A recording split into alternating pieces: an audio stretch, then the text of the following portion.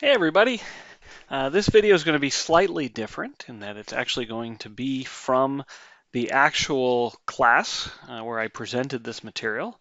So this was fall 2022, Math 350, which is Advanced Calculus at Cal State Fullerton. There was a little bit of a COVID scare, so we did an online session which I recorded, and this is an excerpt of that class. Specifically, we want to get into the relationship between continuity and compact sets. Hopefully you get as much out of this as out of a usual video, or maybe even you get more out of it than usual. All right, here we go. Well, then let's do a couple of non-examples, because I promised you an explanation of why we're talking about these pre-images, which is the wrong direction, right? Like we really should be saying take an open set, apply a continuous function to it, and you get an open set. Not the other way around. Take an open set, take a pre-image, and you get an open set. But let me show you why things go wrong. So let's take the function absolute value of x. Okay, this is a continuous function. And let's say I take as my domain the interval -2 to 2. And I apply f to this domain. What is my range? 0, 2. Anybody disagree with that? Or are we all happy with that? What if I told you I think you're missing a point? It should be closed brackets. You know what? This closed bracket around the 0 makes sense to me because the absolute value of 0 is 0, right? Like that's in there. You shouldn't include the right endpoint. Okay, yeah, because what happened? Like you shouldn't have 2 because the only way you could get 2 from the absolute value is by putting in either -2 or 2, and you're not including either of those. Okay, yeah, but we do get 0 because yeah, absolute value of 0 is 0. Okay, but look at this. I have a continuous function. I have an open interval, and the output is not open.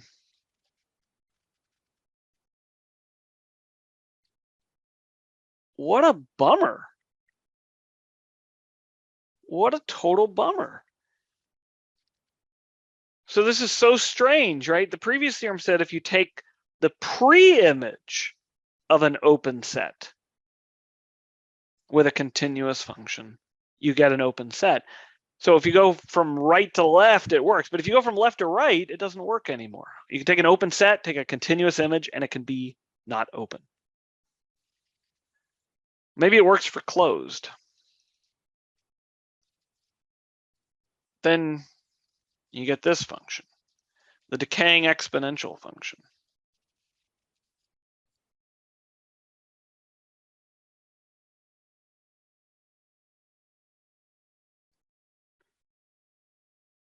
What if I applied the decaying exponential function to the closed interval, 0 to infinity? Now this looks a little funny when I say closed because I have a parenthesis, not a square bracket on the end. But I claim this really is a closed set because there's no boundary to the right. The only boundary point is 0. And it definitely contains 0. So this is a closed set. All right, so what is the image, though, of this closed set? 0 to infinity. And I'll spot you something. At 0, this intersects at 1. 0, 1, including the endpoint. Okay.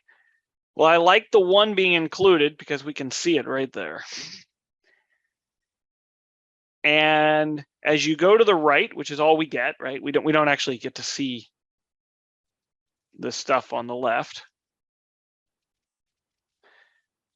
you go off to, as you go, x goes to infinity, this gets closer and closer to 0, but it never hits it. So yeah, so we don't get 0 in the range. And so this is not a closed set.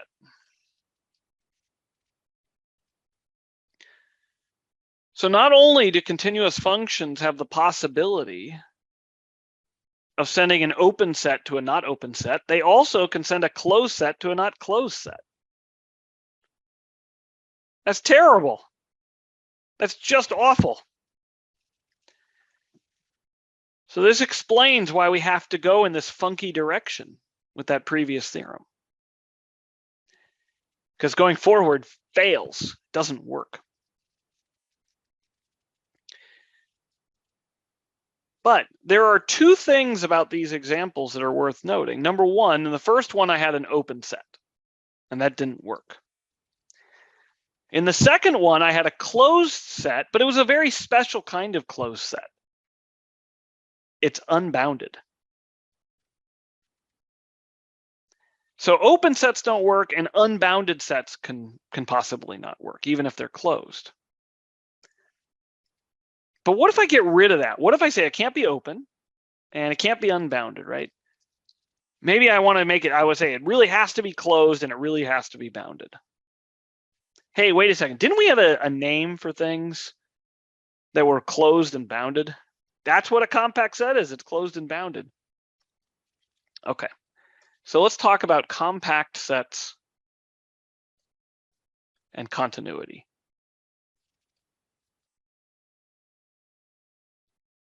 Okay, and we'll begin with a theorem that is what we wanted all along. Goes in the right direction. Continuous. Now I don't have to say pre-images. I'm going to get to say images of compact sets are compact.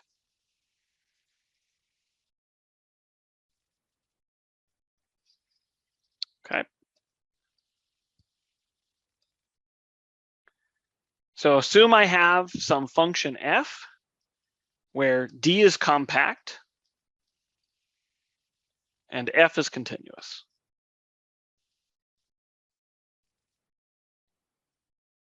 The claim is that the image is also compact. So if d was open, I can't say f of d is open. If d is closed, I can't say f of d is closed. But if d is compact, then I can say that f of d is compact. All right, so we're going to give a proof of this.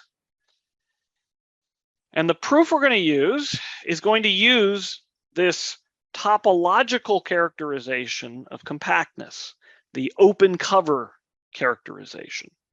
So remember, our definition for compactness was for real number subsets was closed and bounded. But we had this alternative characterization.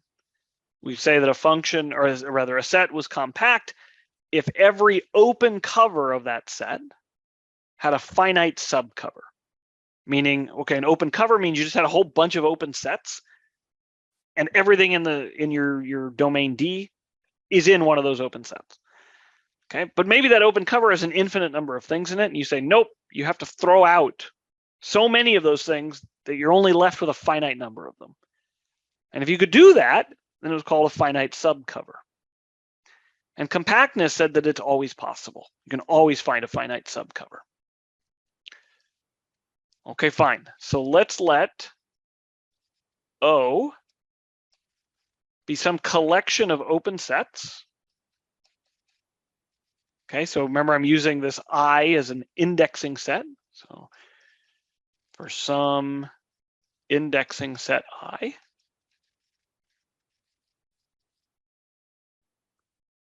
and let's let this be an open cover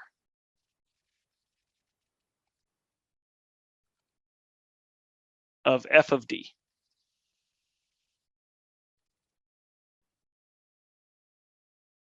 Okay, so I have some just maybe incredible infinite collection of open sets, but everything in the image of f lies in one of those open sets. Okay.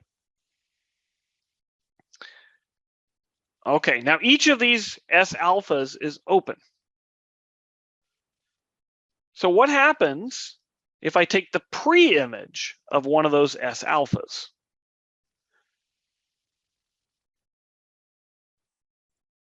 F is a continuous function, and I'm taking the continuous pre-image of an open set.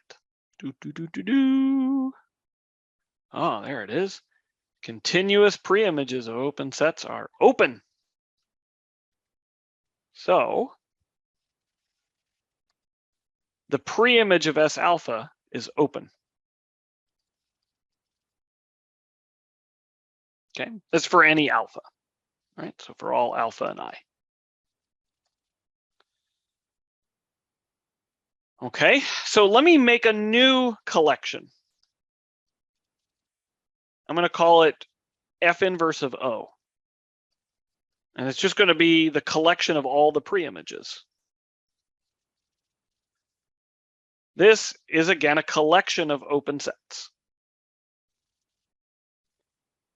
And what I claim, though, is that this is an open cover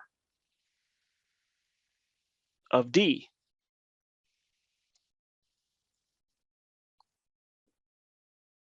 So you have D,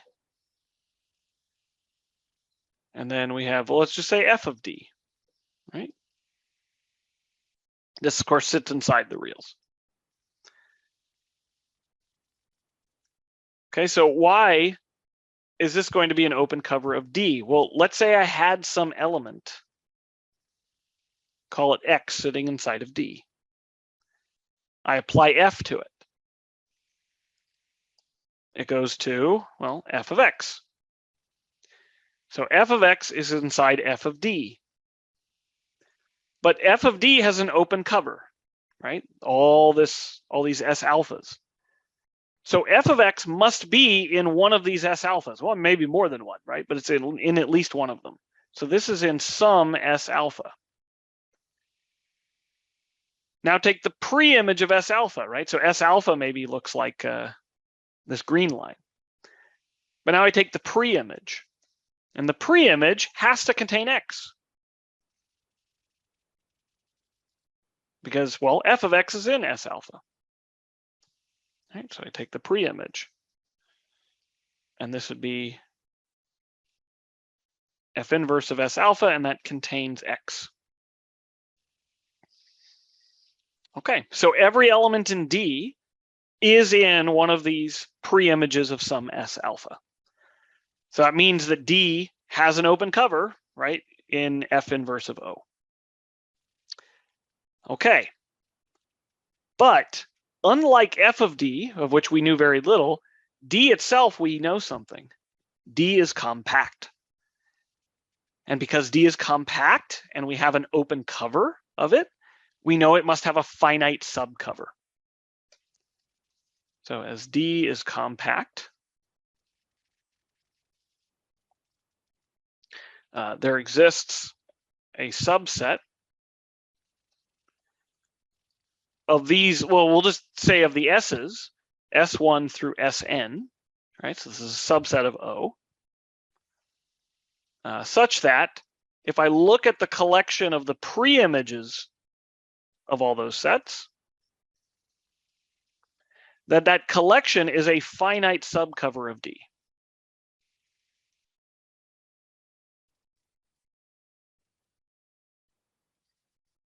Okay, D is compact, so I know every open cover has a finite subcover. Hey, the pre-image of O was an open cover, so it has a finite subcover. So I take just some finite collection of these things. Okay, so there's a finite collection of them. Okay, it's not an arbitrary one, right? Like it's in existence. There is such a subset. Okay, so I take a bunch of these things, but now let me get rid of the pre-images and just look at this collection again, this S1 through Sn. So if I look at this collection, just S1 through Sn, I claim this is a finite subcover of F of D.